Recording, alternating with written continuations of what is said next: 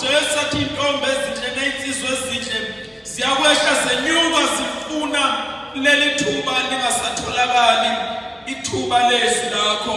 Siyakubonga Baba wethu oyingcwele ngokusivusela oPhawula abasendulo abashumele izwi lakho kuyisikhathi kungesona isikhathi, abakhuluma iqiniso Nkosi kuyisikhathi Baba wethu namandla noma kungesona isikhathi, kodwa bakhuluma linjalo, bangabhekelela ama-ofisi abantu, bangabhekelela ubulili babantu, bangabhekelela igama ne-situation ababhekene nayo, kodwa bakhuluma izwi lakho njengokusho kwezwi lakho ukuthi asishumayele kuyisikhathi noma ngesona isikhathi, ngoba lokhu senza abakhululekileyo Baba wethu oyingcwele uma sikhuluma iqiniso kuyilona lona.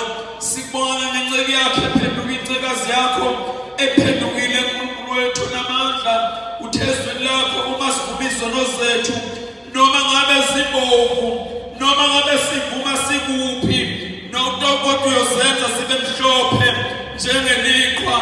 Uthe uNkulunkulu wethu oyingcwele uma siza kuwe nezono zethu zibovu njengobubende, Baba wethu oyingcwele uyiphoncolwandla izono zethu zonke, ungabe usasikhumbuza nazinye Baba wethu oyingcwele. Bhaleke encwadini yokuphila Baba wethu oyingcwele.